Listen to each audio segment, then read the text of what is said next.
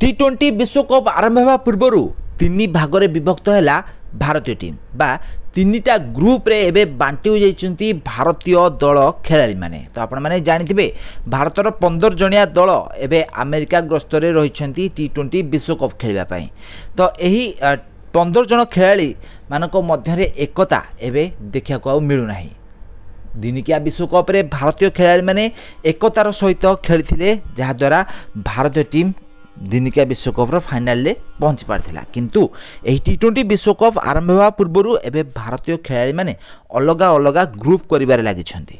तो प्रथम ग्रुप रे रहिछंती रोहित शर्मा को साइड रे किछि खेलाड़ी माने रहिछंती जेमिति कि सूर्यकुमार यादव, जसप्रीत बुमराह, ऋषभ पंत, यशस्वी जायसवाल, कुलदीप यादव और युजवेंद्र चहल। तो एही 6-7 जन खेलाड़ी माने गोटे ग्रुप करिसेंती जुआड जाउछंती एकाठी जाउछंती मजा मस्ती कथाबार्ता सबु किछि एही 7 जन खेलाड़ी माने निज ग्रुप मध्य रे करूछंती। अन्य ग्रुप सहित मिसु नाहंती।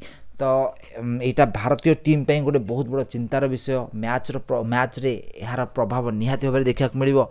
यहाँ पर द्वितीय ग्रुप रे रही हार्दिक पांड्या ग्रुप आ हार्दिक पांड्या ग्रुप रे रही हार्दिक पांड्या सहित अक्षर पटेल, रविंद्र जाडेजा या सहित मोहम्मद सिराज यही 3-4 जन से माने गोटे ग्रुप करछंती।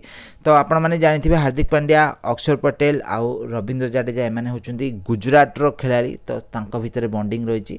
तो सेतिपई से माने गोटे ग्रुप करछंती। से माने हार्दिक पांड्या को सपोर्ट करछंती जुआड जाउछंती तांको मध्य रे हसी मजाक करछंती। रोहित शर्मा को ग्रुप सहित मिसु नाहंती बा भारतीय टीम एकाठी होउथिबार नजर आसु नाहंती। सबले अलग अलग आउ एबे पर्यंत भी हार्दिक पांड्या आउ रोहित शर्मा को मध्य सब किछि ठीक नाही। आपण माने जानिथिबे आईपीएल रे मुंबई इंडियंस रो कैप्टेन जेतबे हार्दिक पांड्या हैथिले से समय रे बहुत सारा कंट्रोवर्सी देखा मिलथिला। हार्दिक पांड्या कैप्टेन हला परे भारतीय फैन माने भी मध्य अशांति हैथिले।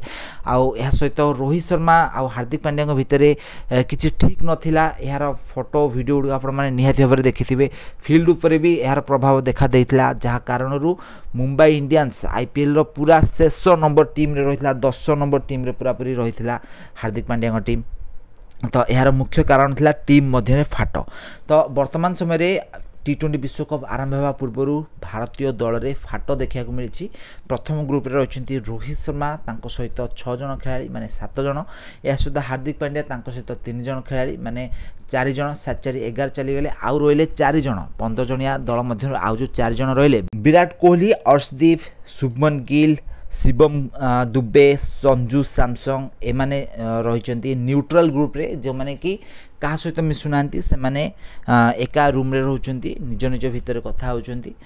किंतु हार्दिक पांड्या किंबा रोहित शर्मा को सहित से माने एते मिसुनांती किंबा जदिबा मिसुचंती ताले 2 जन संगे ही मिसुचंती।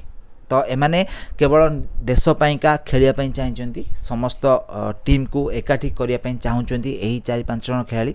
तो एमान सब न्यूट्रल रहउचंती ना हार्दिक को ग्रुप रे रहउचंती ना रोहित को ग्रुप रे रहउचंती। जदि रहउचंती समस्त ग्रुप रे रहउचंती आउ समस्ती को एकाठी करिया पई चाहुचंती। तो विराट कोहली आपण मान जानिथिबे पूर्वतन कैप्टेन थिले से भी मध्य गतकाली जाई अमेरिका रे पहुंचंती। तो यहाँ पर से भी मध्य एटा को नोटिस करिसेंती कि भारतीय टीम रे फाट सृष्टि होईची। इंटरव्यू रे भी मध्य से कहिसेंती।